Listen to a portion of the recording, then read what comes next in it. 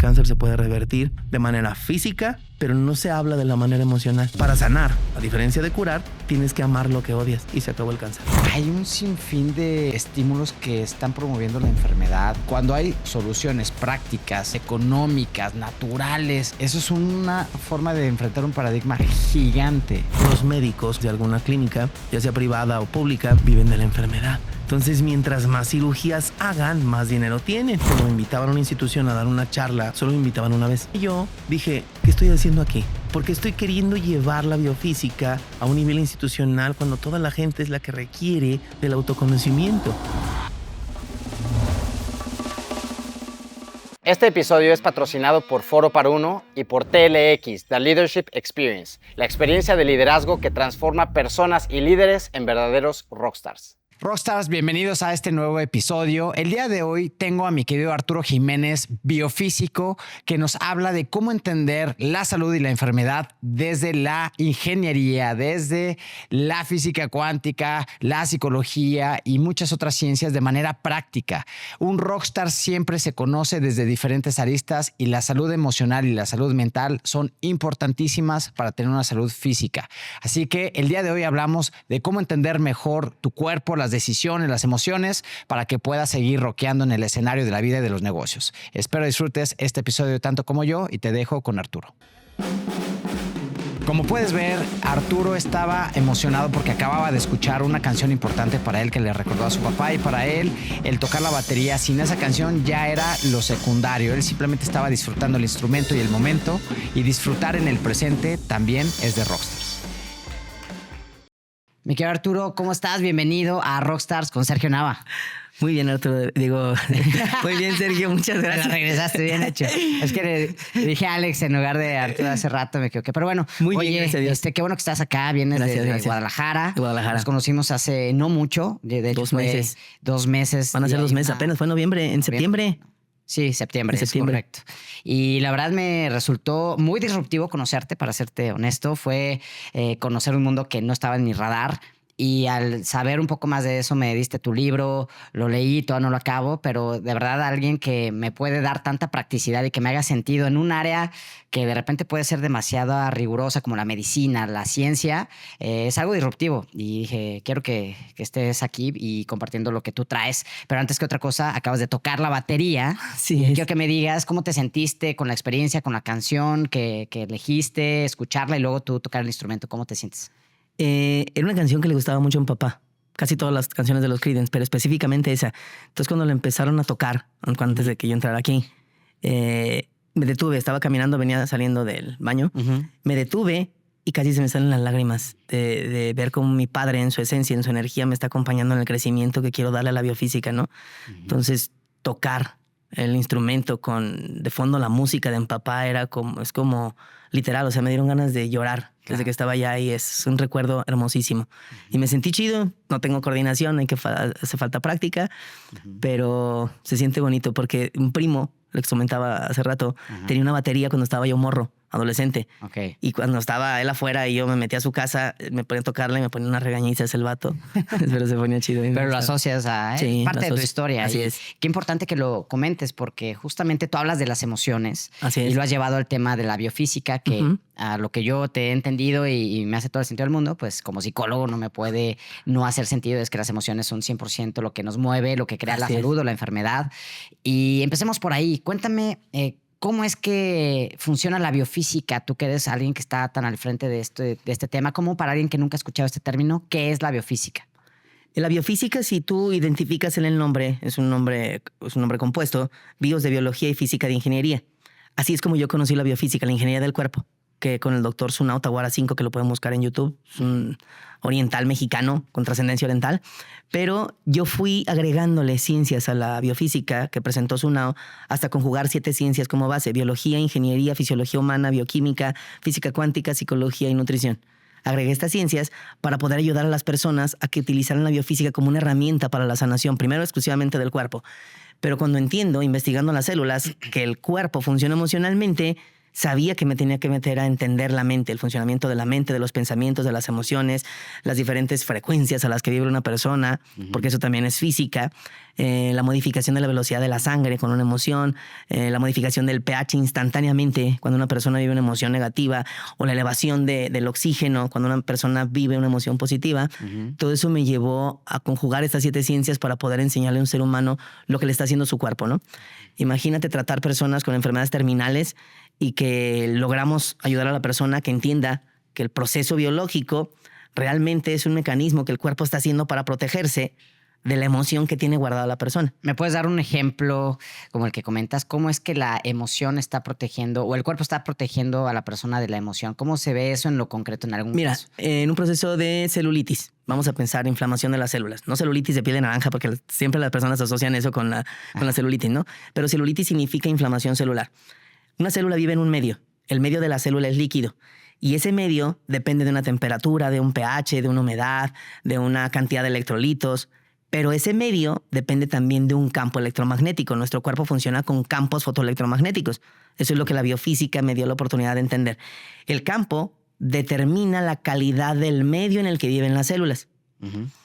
Pero el medio propio de las células se alimenta de sangre con oxígeno y nutrientes y desecho de dióxido de carbono y residuos que el cuerpo recicla. ¿Qué pasa si de repente le empieza a llegar sangre muy caliente o el líquido muy, muy caliente y muy ácido a una célula? La célula tiene que protegerse. ¿Cómo se protege? Acumulando agua en su interior. Y esa es la inflamación celular. Se activan todos los mecanismos de las prostaglandinas para activar el proceso inflamatorio, el preinflamatorio, el inflamatorio, el postinflamatorio. Ese es el proceso que lleva. Preinflamatorio para calcular la cantidad de agua que necesita para protegerse del calor o de lo ácido, para diluir la acidez. El hidrógeno libre en el medio celular es ácido. Y entonces el cuerpo tiene que acumular agua, primero dentro de la célula y luego en el espacio extracelular. Si no es suficiente, hace edematización. Pero es un mecanismo de protección. ¿Con qué apagas un incendio? Con agua. ¿Con qué diluyes un ácido? Con agua. El disolvente universal es el agua. Y eso es lo que el cuerpo hace para protegerse de la modificación que tiene en su medio por la modificación que hizo en el campo. ¿Qué determina el campo de una persona? Las emociones. ¿Por qué? Porque científicamente las emociones son respuestas electroquímicas ante los estímulos de la percepción humana. O sea, la forma de una persona, la forma que tiene una persona de ver una situación es exclusivamente de ella. Pero la forma negativa de ver una situación, en lugar de ver como una oportunidad, una situación negativa, generalmente lo ven como algo de lo que tienen que defenderse. Esa emoción se queda guardada. En el instante en el que lo hacen, la emoción negativa, vamos a pensar en el coraje, suceden 2 cosas. Una persona cuando se... No sé si puedo decir groserías. Sí, dale. Una persona cuando se encabrona, contrae la respiración, al mismo tiempo contrae sus intestinos. Contiene la respiración y contrae los intestinos.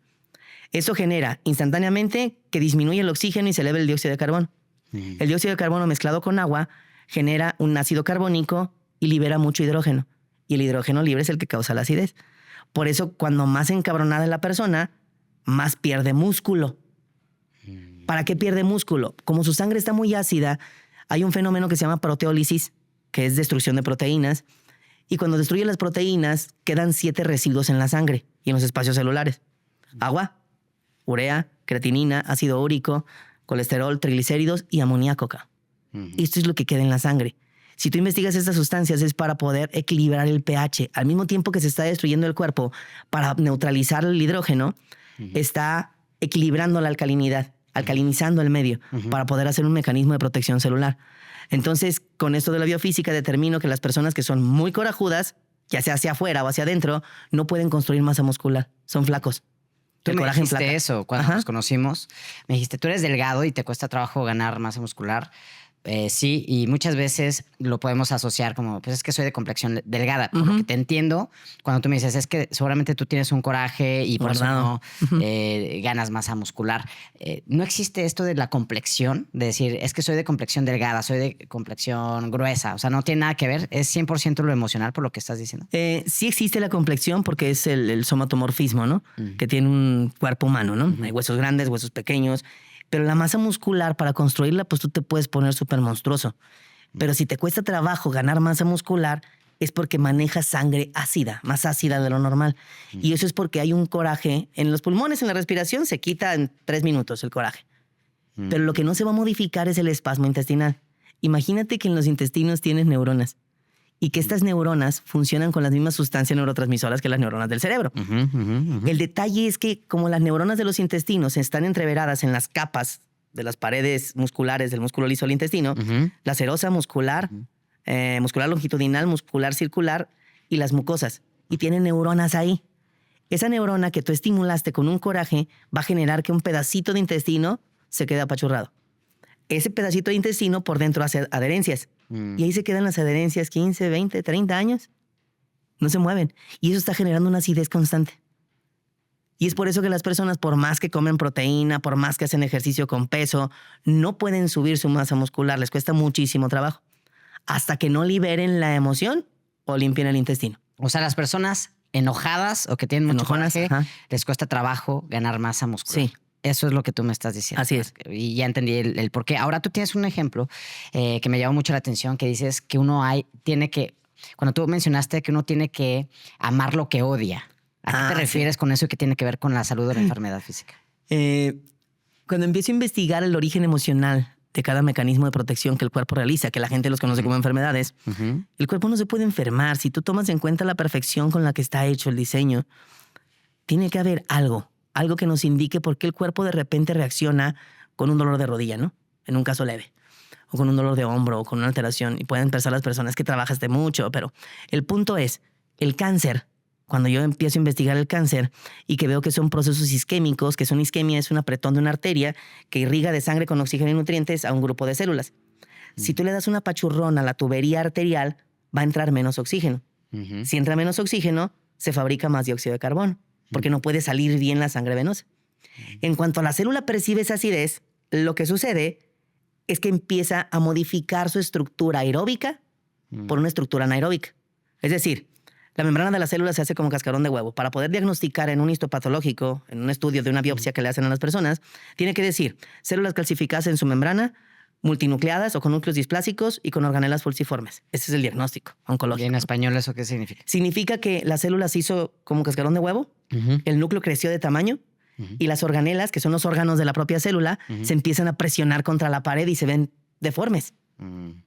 Esta es una célula que era aeróbica y se hizo anaeróbica para proteger al tejido circundante. O sea, las células cancerígenas lo que están haciendo es tragarse toda la acidez para que esa acidez no se vaya a invadir otros espacios. Por eso se empiezan a desarrollar tumores bien específicos en determinadas zonas, ¿no? Ya te entendí. Ok. Pero ese apretón, cuando yo le explico a una persona en una consulta de aterrizaje emocional biofísico, le explico qué es el cáncer y le digo que es por apretar este tubo, que es la arteria, le digo, ¿cómo lo solucionarías? No, pues nomás libera el tubo para que entre el oxígeno. Y me dice, ¿y qué me va a dar para liberarlo? Le digo, yo no puedo. No puedo darte algo. Porque este tubo se apretó por un odio que tú tienes, un resentimiento, un rencor. Y lo que tienes que hacer es amar a quien odias. Si amas a quien odias, se libera el tubo y entre el oxígeno y la célula que era anaeróbica ya no puede vivir en presencia de oxígeno.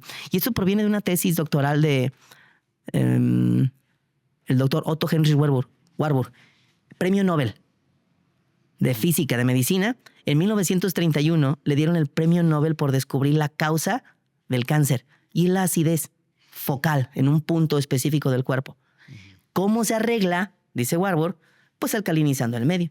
¿Cómo lo alcalinizas? Oxigenándolo. Desde 1931 se sabe que el cáncer se puede revertir de manera física, pero no se habla de la manera emocional. Que es la parte química. Que es la parte, química. Tú le metes oxígeno a una célula, oxigenas más el cuerpo, tratando de alcalinizar el medio, que la célula está muy ácida, y el cuerpo se cura. Pero si no cambia la emoción, la arteria que está apretada va a seguir ahí y después va a regresar. O sea, para sanar, a diferencia de curar, tienes que amar lo que odias para que se libere la arteria. Si se libera la arteria, entra oxígeno y se acabó el cáncer. Hasta ahí te entendí, perfecto. Digo, siento que en esto estoy nadando, así como que voy siguiendo lo que dices y respiro por arriba. Digo, sí le entendí la idea, ¿no? Lo cual es muy interesante. Ahora, esta parte de abrir el tubo, es decir, relajarte, a eso te refieres con amar lo que odias. Sí, literalmente amarlo. ¿Cómo identificas, por ejemplo, y creo que ahí doy entrada a algo que tú también me has comentado, ¿no? O sea, ¿cómo saber qué es el causante o la causa de lo que está haciendo que tú odies o que tú estás apretando los intestinos o apretando la arteria, que es un coraje, y que estás limitando el oxígeno, y el oxígeno pues se requiere para estar sanos? Así es. Que es lo que te he entendido hasta ahorita. ¿Cómo identificas? Tú tienes un mapeo del cuerpo que si es del lado izquierdo, que si es del lado derecho, o sea, te va dando indicios. ¿Cómo funciona esto y de dónde sale la ciencia detrás de definir que el lado izquierdo es tal cosa y del lado derecho es tal cosa? Es una investigación que tenía ya el doctor Sunao, pero él la tenía al revés. Cuando yo empiezo a investigar los cables, por llamarlo de alguna manera, que se cruzan de los hemisferios, solamente se cruza un puño de cables del endodermo. Y esta explicación, este fundamento científico lo desarrolló el doctor alemán Rick Gerhammer, creador de la nueva medicina germánica, en donde él determina que hay 2 cables del cerebro humano, por llamarlo de esta manera, que se cruzan, pero este grupo de cables proviene nada más del endodermo. Son 3 capas cerebrales: endodermo, mesodermo y ectodermo. El ecto es el más externo. Pero esto va a hacer que las dos capas superficiales gobiernen el lado en el que pertenece el hemisferio cerebral, masculino y femenino. Masculino es derecho. Masculino derecho y femenino izquierdo. Todo lo que le pase al cuerpo del lado derecho tiene que ver con figuras masculinas, muy importantes para ti. Papá, hermano, socio, amigo, compadre, cuñado, suegro. Si tienes una emoción negativa con alguno de ellos, vamos a determinar si es del diafragma para arriba, es porque perdió valor para ti, la persona. Si es del diafragma hacia abajo, es porque tú sientes que no vales para ese hombre, si es del lado derecho.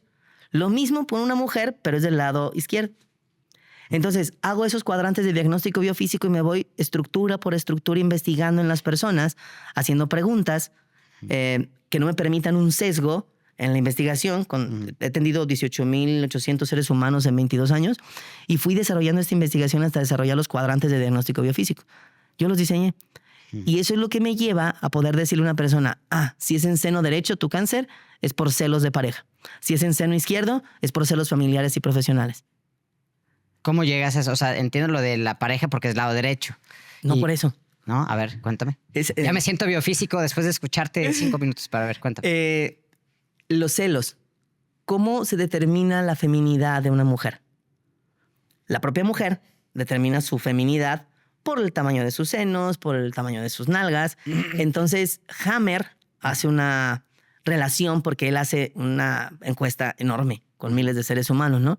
Y dice que cuando una mujer siente celos de su pareja y se imagina que la mujer, o la ve, la mujer con la que anda su vato, es más joven y más guapa que ella, entonces el problema va a estar en el seno. Eso dice Hammer. Pero que si está más madreada que ella, el cáncer va a estar en el útero del lado derecho. Pero tiene que ver con celos de pareja. Entonces, yo voy a investigar en las personas que yo atiendo y definitivamente lo más impresionante es que puede ser que tú no celes a tu pareja, que la mujer no cele a su pareja o que el hombre no cele a su pareja, pero que le den celos lo que su papá le hizo a su mamá o que le den celos lo que su hermana le hizo a su novio o a su cuñado. O sea, te puedes afectar hasta con lo que viven los demás. Es como el dicho que dice hasta lo que no te comes te hace daño. Y es así como determino, porque voy preguntando, haciendo mi investigación para poder identificar. Entonces me doy cuenta que los celos de pareja están del lado derecho, efectivamente, como lo dice Hammer. Y los celos familiares y profesionales están del lado izquierdo. Lo mismo en el útero. Tengo tantas preguntas que quiero hacer, pero no sé cuál de todas hacer. Tú échale. Pero, ok, hasta aquí llevo entendido que tú haces un mapeo. Sí, 4 partes. 4 partes. Arriba, abajo, es decir, de la cintura para abajo. Diafragma. Del diafragma para abajo. Autodevaluación.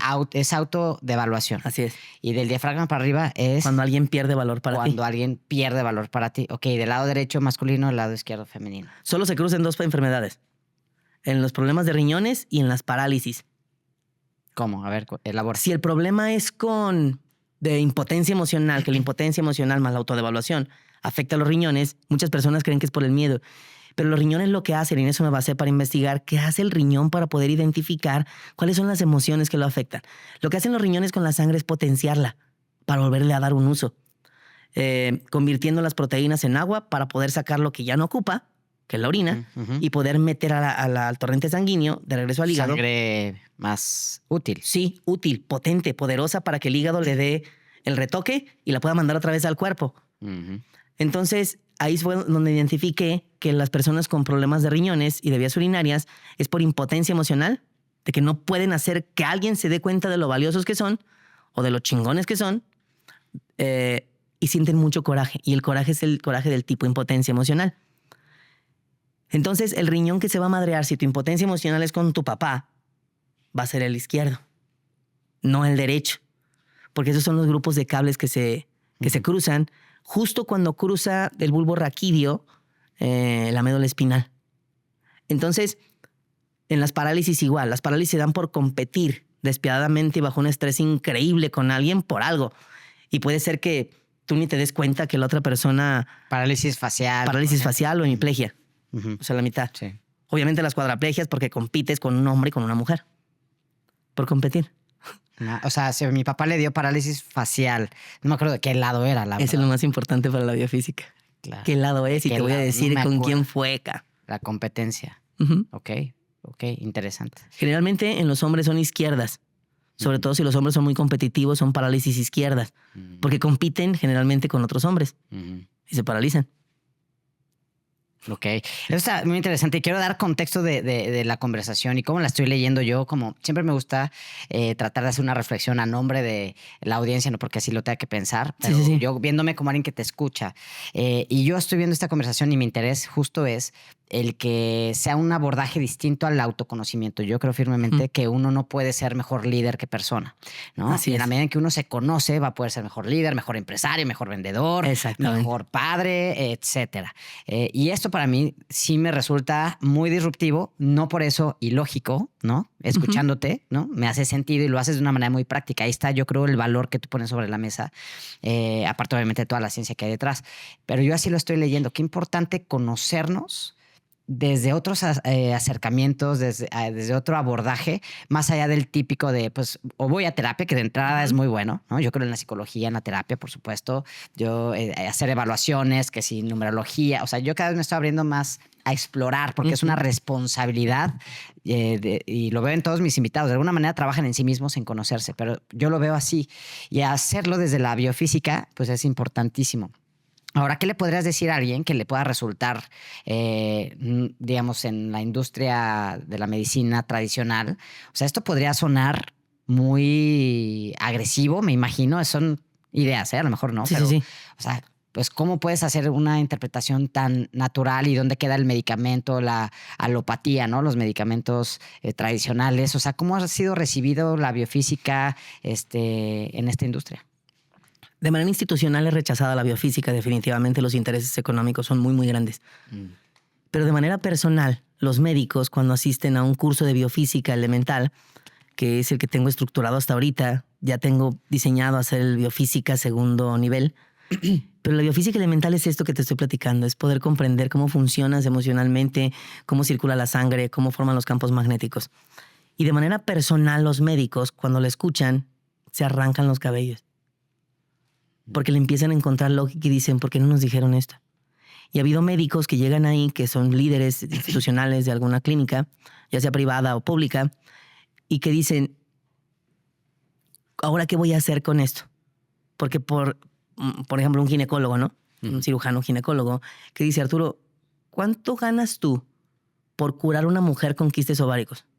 Y yo pues en aquel entonces cobraba 700 pesos por consulta. Y eran 4 sesiones aproximadamente, las terapias que se tenía que hacer, los nutrientes que yo manejo. Y eran 4 meses, entonces 7 por 4, 28, le digo 2,800 pesos. Dice, chale, ¿de qué crees que voy a vivir? Le digo, ¿por qué? Viven de la enfermedad. Viven de la enfermedad. Entonces, mientras más cirugías hagan, más dinero tienen. El detalle es que le dije, Doc, vas a hacer una cirugía, pero si no corriges la raíz, y la raíz está en el calentamiento de los intestinos, por eso están haciendo los quistes ováricos, son burbujas de agua, ampollas. Se hacen los quistes ováricos, modifica la temperatura de un ovario, modifica la producción hormonal. Le digo, nada más enfríale los ovarios y se le quitan los quistes. O enfríale el intestino y se le quitan los quistes. Dice, no puedo, Arturo. ¿De qué voy a vivir?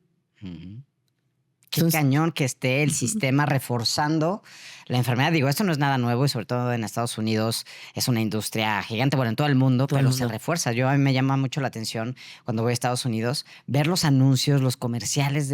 Digo, esto ver la gente, no digo que en México o Latinoamérica estemos muy lejos de ello, ¿no? Pero no, también o sea, la información que están compartiendo es información de medicamentos, de la enfermedad. De miedo. Y sí, casi que si respiras, ten cuidado porque puede ser indicador de tal problema y tómate este medicamento. Y este medicamento tiene 10,423 posibles efectos secundarios. Adversos.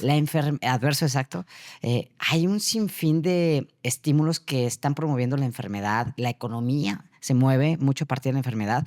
Y cuando hay abordajes o soluciones prácticas, sencillas, económicas, naturales, eso es una forma de enfrentar un paradigma gigante. Ahora, ¿qué se hace con eso? ¿Qué haces tú con eso? Por ejemplo, ¿cómo es que tú manejas profesionalmente esto? Porque, pues, dices, yo estoy cobrando, no es que cobres más o menos, pero proporcionalmente tú no ganas de la enfermedad, ¿no? Y no puedes lucrar de la misma manera que un médico. No estoy atacando a los médicos, es el sistema en sí mismo. Pero ¿cómo lo abordas tú? Mira, brevemente te comento que en un principio, cuando yo me di cuenta que ya era un biofísico consumado y que podía explicar cualquier patología, sin importar de cuál especialidad fuera, que después de haber atendido, no sé, 4.500 seres humanos de todas las patologías y que me dedicaba a investigar, yo quise que la biofísica fuera reconocida a nivel médico institucional, en los sistemas de salud y en los sistemas educativos. Hubo una oportunidad, pero cuando la presento, cuando me dicen, preséntanos el programa, cómo sería, y ya les doy más o menos una idea, y me dicen, mira, sí, pero esto no, le digo, no, gracias, entonces no. Eso por una parte. Por otra parte, cuando me invitaban a una institución a dar una charla magistral de diabetes o de cáncer o de hipertensión arterial, solo me invitaban una vez.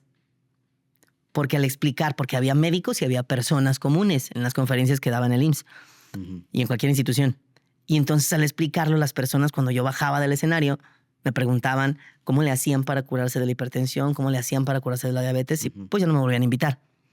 ¿Cómo lo tomé yo? Dije, ¿qué estoy haciendo aquí? Porque estoy queriendo llevar la biofísica a un nivel institucional cuando toda la gente es la que requiere del autoconocimiento, de poder hacerse responsable de su cuerpo. Y entonces empecé a hacer los cursos de biofísica ya no para médicos, que pudiera entrar cualquier persona. Sí fue un reto porque era demasiado técnico, porque en ese nivel me movía, pero cuando ya lo bajo a nivel cualquier persona puede entender la biofísica, es cuando me doy cuenta de que no tengo que pelear con el sistema. Porque realmente yo no necesito que una persona deje de ir con un médico. Le explico lo que tiene. Pero el médico está ahí para poder salvarle la vida en una emergencia. Entonces yo les digo a las personas, si caes en una emergencia, a mí no me marques, vete al hospital. Ahí te van a estabilizar. Ya que te estabilices, vienes y platicamos. Te digo qué fue lo que te hiciste, buscamos cómo fue la emoción que te volviste a enganchar y ya lo sacamos. Pero la medicina es lo mejor para sacarte de una emergencia y mantenerte vivo. De ahí en adelante, si quieres hacerte responsable, pues conoce tu cuerpo y conoce la relación que tiene tu cuerpo con tu mente. Entonces así fue como abordé yo esa disyuntiva que yo tuve de querer llevar la biofísica a nivel institucional. Mejor se la llevo a todas las personas que quieran conocerse, que quieran entender su poder, su potencial de sanación, su potencial de crecimiento personal, de todo. Me encanta y yo creo que lo estás haciendo bastante bien de entrada. Yo creo que la magia, te digo, está en poder articular de manera pragmática y traducir a un lenguaje diferente la parte científica, corporal, rigurosa. Científica, exacto. Y también te escuché por ahí el tema de la gastritis, ¿no? Que eso es bien común, o la colitis. En el mundo profesional, empresarios, emprendedores, líderes corporativos, o sea, hay un nivel de estrés altísimo, ¿no? Así es. Cuéntame cómo sería el abordaje de la biofísica respecto a la colitis o gastritis. Todo lo que termine en itis intestinal, o sea, esofagitis, gastritis, que es la inflamación de las paredes internas de la cámara gástrica, del estómago, así se le conoce. El intestino delgado, duodenitis, yeyunitis, ileitis, y ya llegas al colon, colitis. Pero puede ser colitis ascendente, colitis transversa, colitis descendente o colitis sigmoidea rectal. O sea, de las diferentes porciones del colon, ¿no?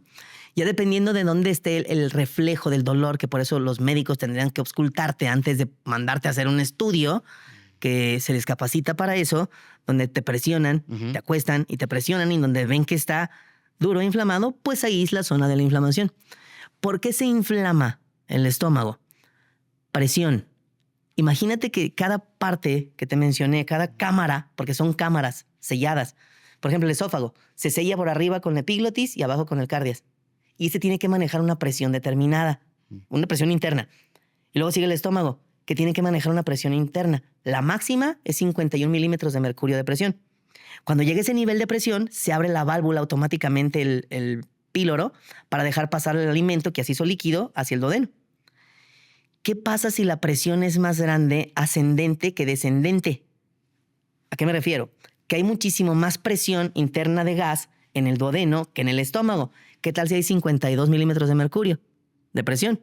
Entonces, en lugar de que salga el alimento, va a entrar el gas se va a mezclar con el alimento y se va a empezar a inflar el colon, va a presionar mecánicamente el estómago y va a generar efectos de sensación de indigestión, que es lo primero que te avisa el cuerpo.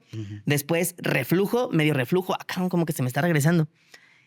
Hasta una esofagitis por erosión, una esofagitis erosiva por el reflujo constante, a lo que le llaman GER, reflujo gastroesofágico.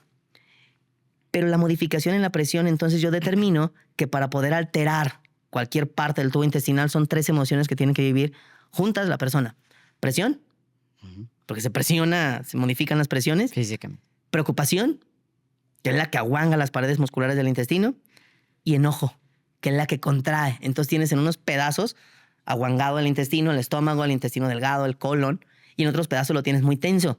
Y lo que vas haciendo es que ya no pueda circular la materia orgánica y no pueda equilibrarse la gasometría en el tubo intestinal, que para eso tenemos las bacterias. Tenemos bacterias que tragan oxígeno y entregan dióxido de carbono. Y tenemos bacterias que tragan dióxido de carbono y entregan oxígeno. Tenemos todo un universo dentro de nuestro intestino. Y esas son las que se afectan con estas 3 emociones. Y entonces al rato ya tienes todas las presiones revertidas y ya no pueden tomar ni agua. Pero son estas 3 emociones las que viven todas las personas que generan gastritis, reflujo, colitis. Wow, ya te entendí. Y ahora, justo con esa premisa, yo quería pues ir tratando de conectar. Tú ayudas a identificar, a entender, a comprender el porqué de las cosas para poder tratarlas. En tu experiencia, esta parte de amar lo que odias o dejar de presionarte o dejar el rencor, etcétera. Eso, ¿qué has observado tú? Entiendo que tú no das como esa terapia de respiración ¿no? O sea, tú das la lectura. ¿Cuál sería la solución adecuada para alguien que escuche y dice, bueno, me hace sentido, ya entendí, ¿qué hago con esto? ¿Qué hago con esto que ya comprendo? ¿Tú les llevas a comprender y luego? Los casos más difíciles que he atendido, o que atendí porque ya no doy consultas, o sea que tome una consulta de un caso grave para que sirva de capacitación para mis biofísicos, pero los casos que yo atendí, los más difíciles son insuficiencia renal y cáncer. ¿Por qué? Porque su necedad es muy grande. Su aferramiento al resentimiento, en el caso del cáncer, al odio o al rencor que tengan, es enorme, no tienes ni idea. Entonces, cuando estoy platicando con una persona que tiene cáncer y que le digo tiene que amar a quien odia o tiene que amar a quien tiene resentimiento o a quien le tiene rencor, piensan que no tienen a nadie que le sientan rencor o resentimiento. Entonces, por eso siempre pido que vaya una persona, un familiar que los conozca con un paciente con cáncer. Okay.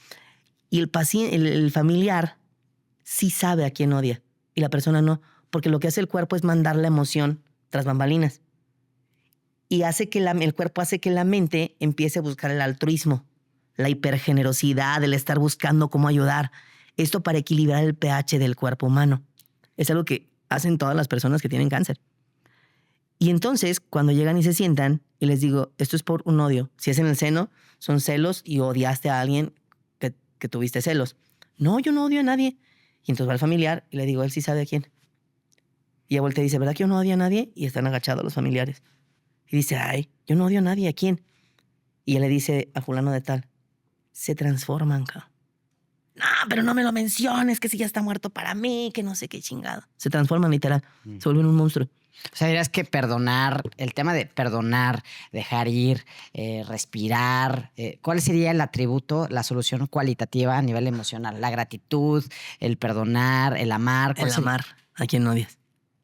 Para eso es todo un proceso, ¿no? Tengo que mostrar a la persona cómo es que creó la situación que vivió, de la cual está enganchada.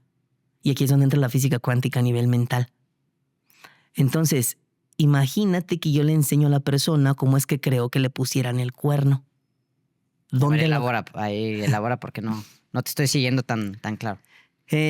La física cuántica me mostró que la mente humana tiene un poder enorme, el poder de crear modificaciones en el cuerpo por la alteración del campo que ya mencioné, sí. Pero también de atraer circunstancias externas en su vida.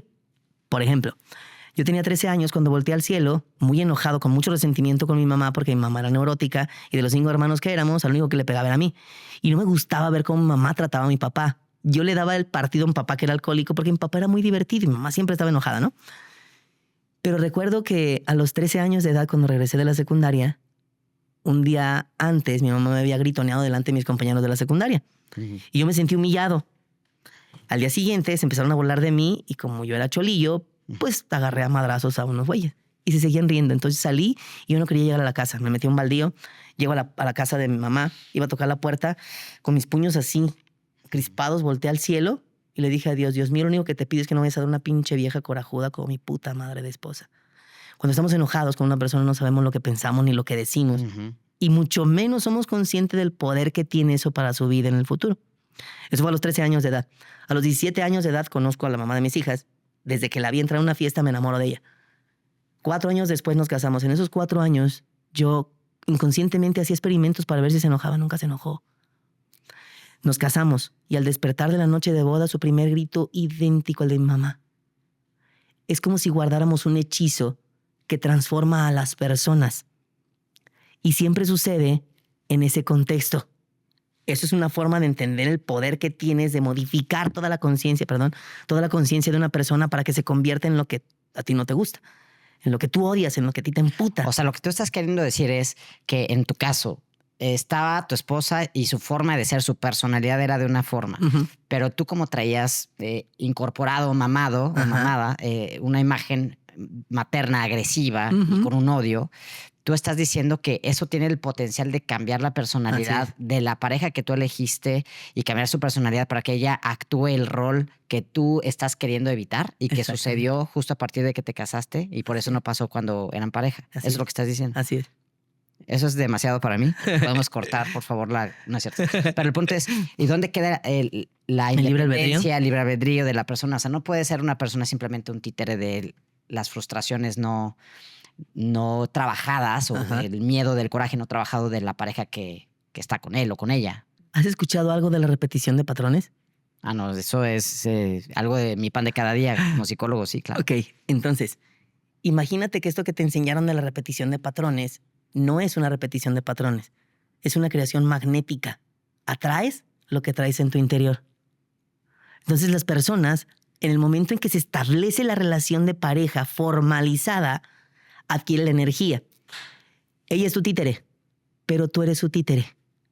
Porque lo que trae ella en su pasado, en eso me voy a convertir yo y no lo voy a poder evitar a menos que me haga consciente.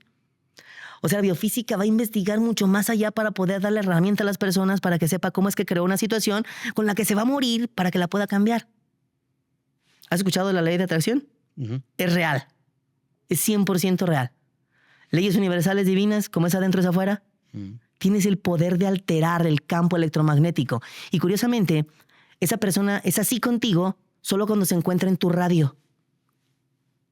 Son 6 metros de campo energético que se llama toroide energética que generan los seres humanos. Curiosamente, cuando se alejan las personas... O sea, más de 6 metros ya no es la misma persona que es contigo. Juega otro rol. Su naturaleza, su bondad, su alegría, su carisma. O sea, bajo esta premisa, si conecto 6 metros con otra persona, ¿ya juego otro rol, otra energía? Sí, la tuya, la personal. Ok. Porque las otras personas te tienen construido, pero construido como te gusta ser. Ok. Pero esta mujer te tiene construido como todo lo que no le gusta que seas. Y no sabes por qué. Por ejemplo, mi mamá dice que mi papá le dio una cara fíjate, también duraron 4 años de novios, ahorita me estoy acordando. ¿Y tú también? Y yo también. Okay. Eso es revisar patrones, ¿no? En los 4 años nunca lo vio borracho. Y que nunca vio que llegara con una pastilla para quitarse el aliento alcohólico. Y en su noche de bodas, en su boda, se puso mega pedo. Voy a revisar el pasado de mamá. Mi abuelo alcohólico. Carpintero, mi abuelo, por parte de mamá. ¿Cuál crees que era el oficio de mi papá? Carpintero. Carpintero. Madre santa. Y empiezo a ver todas esas incidencias. Porque provienen del interior de las personas. Okay. Somos creadores y co-creadores. Hasta que me hago consciente de esto que te estoy diciendo, yo intento recuperar mi auténtico yo, el agradable, el divertido, pero tengo que amar y bendecir lo que yo creé en la mujer. No necesariamente va a poder cambiar, porque es como si hechizaras a una persona. Es tomar responsabilidad de lo que yo soy y lo que yo he generado. O sea, eso al final del día es la gran... Es tu responsabilidad, claro. Así es. Claro. Y eso, para ir tratando de cerrar y concretar, porque es muy interesante y nos podemos ir por 10,000 líneas también. No manches. En el mundo profesional, creo que también aplica lo mismo. Uno como psicólogo lo ve, ¿no? La manera en que te vinculas con una figura de autoridad, sea papá o mamá, se refleja en el líder o en tu jefe. Así es. Entonces, si tu jefe te da miedo, pero luego hay unos que dicen, ¿cómo le hablas así al jefe? Y hay quien le habla a su jefe como amigo y dices, ¿cómo le hablas así? Qué falta de respeto. No, pero es forma en que tú te estás vinculando y le estás proyectando una figura de autoridad en el trabajo. Mismo caso, los pares son como los hermanos, ¿no? ¿Cómo te llevas con tus hermanos? ¿Cómo te llevas con tus pares? ¿Eres generoso o compites? ¿Te sientes el rechazado o te sientes el que tiene que proteger a todos? Y a tus subordinados son como tus hijos, ¿no? De alguna manera es cómo te vinculas como padre, como madre. Eres alguien que vivió una figura de abandono y tú abandonas a tu gente en el trabajo. O sea, la verdad es que por eso es que quise traer esto sobre la mesa y espero así lo hayan integrado quienes lo ven, escuchan este episodio. Para mí la vida es ciencia y es arte. Sí. Y no todo es ciencia y no todo es arte. No todo es, como es adentro, es afuera, lo material, lo inmaterial, etcétera. Y esto es una herramienta para mí importantísima para conocernos y es algo que yo también estoy explorando, conociendo, ¿no? Y te agradezco mucho el que de alguna manera hayas puesto esto sobre la mesa en mi vida y eso me sirve como una herramienta de seguir profundizando. Yo estoy en nivel 0, nivel apenas 0.01, lo sé, pero pues no está de más empezar a explorar y quise por eso poner sobre la mesa. Ese es todo un área de investigación, no nada más es investigar la psicología humana de la repetición de patrones y de conductuales, ¿no? Que es lo que estás mencionando. Sino investigar el campo electromagnético que emana del corazón, que es donde viajan las partículas de energía e información de lo que nosotros pensamos. Hay algo que yo le llamé leyes antibiológicas y son 5. Lo que te choca, te checa. Todas las hemos escuchado. A lo que te resistas, persistirá. Aquello que condenas, te condenará. Algún día te convertirás en quien juzgas y lo que más temes, más atraes a tu vida. Y aplica para todo. Para todo. ¿Puedes repetirlas otra vez? Claro que sí. Lo que te choca, te checa. A lo que te resistas, persistirá. Aquello que condenas, te condenará. Algún día te convertirás en quien juzgas y lo que más temes, más atraes a tu vida. Si hubo cosas que juzgué de mi papá o cosas que juzgué de mi mamá, me voy a convertir en eso. Lo programé en mi mente. Lo puedes ver desde una manera psicológica o lo puedes ver de la física cuántica o mezclar las dos. Lo que yo hice como biofísico es mezclar las dos para entender por qué una pareja que se llevaba tan bien, de repente cuando se casan, se convierten en unos monstruos, ¿no? O se convierten en aquello que tú tenías. Chocan, exactamente. Sí, te entiendo. Entonces empiezo por ahí a investigar y pues llego al campo de la mecánica cuántica, de la física cuántica, que ya no es una teoría cuántica y es ciencia. A partir del descubrimiento del bosón de Higgs, cuando le dan el premio Nobel a Peter Higgs y a François Englert por el descubrimiento del bosón, ya se puede mencionar como ciencia. Porque ya es comprobable la modificación que hace la mente de un ser humano en la materia y en las personas. Sí, ese experimento del observador. Exactamente. Bueno, sí, eso cada vez, gracias a Dios, bueno, qué bueno que eso cada vez está más en la mente de las personas. Creo que estamos en un momento y una época donde hay un despertar en general, ¿no? Y donde estamos entendiendo la relación que hay en todas las áreas. Yo estoy totalmente de acuerdo en integrar, ser personas más íntegras e integradas. De hecho, lo comento tanto en mi libro, en mi conferencia, en todo lo que hago, que la esquizofrenia, un psicólogo lo vive así. La esquizofrenia es una persona esquizoide. Esquizoide es dividida. Y cuando nos enseñaron que la vida personal y la vida profesional eran dos cosas separadas, pues eso es enfermedad. Hoy necesitamos personas que integren, que sepan que la parte personal se refleja en la profesional y viceversa. Y este tipo de conversaciones, obviamente no tenemos 40 horas. Sé que tienes un programa, un curso, libros, ahorita nos compartes ya para cerrar, pero el punto es eso. Mi mensaje, y te agradezco porque me ayudas a contribuir a ello, es que las personas puedan ser conscientes que hay que dar ese paso a integrar disciplinas, integrar formas de leernos, de conocernos. Y tú has demostrado, por experiencia propia y lo que nos comentas, pues no una, sino hasta 7 disciplinas. Todo está integrado. Entonces, ¿dónde puede conocer las personas más de ti? Cuéntanos de tu libro, que estás en un proceso de un programa, ¿no? Lo mencionaste, pero cuéntanos un poco más dónde te puede seguir la gente y qué estás haciendo. Mis redes sociales lo pueden buscar Arturo Jiménez Biofísico, tanto en Instagram como en Facebook y en YouTube. Así lo ponen y luego va a salir. Pues doy cursos de biofísica elemental, hago programas de entrenamientos de 5 meses, hago curso de energía sexual, fuerza vital de creación y manifestación, porque hay que comprender todos los tipos de energía que mueve un ser humano para poder entender el funcionamiento de su cuerpo y la capacidad que tiene precisamente de esto que mencionas. El potencial que tiene un ser humano para transformar su vida, la única manera de lograrlo es integrarlo. O sea, el ser humano está dividido de sus 3 seres, ¿no? Su cuerpo lo ve como separado de su mente y su cuerpo lo ve como separado de su alma. Cuando los integras, cuando integran las 3, la persona empieza a entender su verdadera esencia. Esa es la perspectiva biofísica. Y eso es lo que hacemos con la biofísica. Ahorita ya dejé la consulta precisamente para dedicarme a dar conferencias que pueden tomar en línea las personas, también presencial, a dar los cursos que son 3 módulos, 3 meses. El programa de entrenamiento que se llama Yo Poderoso, que es escudriñar todas las áreas física, emocional, mental, espiritual, del dinero, de la sexualidad, de la dualidad, masculino-femenino. Son muchísimas cosas las que he tenido que integrar para poder ayudar a un ser humano a que se integre. Me encanta, pues lo estás haciendo muy bien. Parte de mi objetivo es amplificar el impacto de personas como tú que están favoreciendo la integración. Y yo creo que esa es la palabra con la que me quedo. Creo que estamos en una época donde la gente necesitamos integrar cada vez más en lugar de separar. Estamos en un mundo muy polarizado y el polarizarnos, el dividirnos, el escindirnos políticamente, socialmente, económicamente, profesionalmente, biológicamente, todo eso no funciona. Eso no es sano. Lo sano es integrarnos. Y gracias por contribuir con esta gran pieza. Disfruté muchísimo, muchísimo. Me retas, ¿eh? O sea, y también por eso me encanta la conversación, sobre todo porque creo que hago esta función de dar el doble clic y eso va a ayudar a que la gente me gusta mucho esto. Gracias y seguiremos en contacto. Claro que sí. Hemos producido muy poco, pero vibro muy padre contigo y seguro haremos cosas ahí de la mano también. Muchísimas gracias, Sergio. Pues bueno, esto fue un episodio más de Rockstars con Sergio Nava. Disfruten el episodio y si les gustó, ya saben, compártanlo porque aquí hay información que tal vez te puede servir a ti, obviamente, pero también a muchas personas más. Así que así llegamos a más personas. Que estén muy bien y hasta la próxima. Espero hayas disfrutado este episodio tanto como yo y hayas obtenido herramientas que te sirvan para seguir amplificando tu impacto en el escenario de la vida y de los negocios. Mi nombre es Sergio Nava y te invito a seguir este podcast, a recomendarlo y a calificarlo tanto en YouTube como en todas las plataformas de streaming y sobre todo, no te olvides de seguir rockeando.